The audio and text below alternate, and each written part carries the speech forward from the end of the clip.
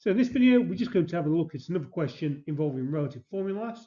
So calcium carbonate is a group 2 carbonate.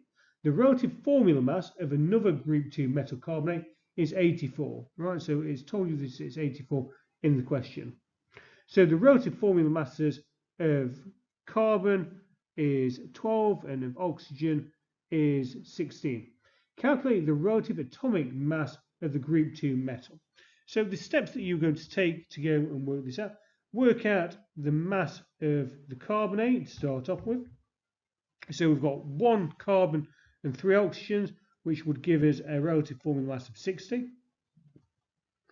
We then need to go and work out what the relative formula mass of the unknown carbonate is, right? So we've got, it comes to 84 because it's told us that in the question. So when we're going to calculate the mass of the unknown carbonate, we're going to do 84 minus 60, which gives us a mass of 24, which will make it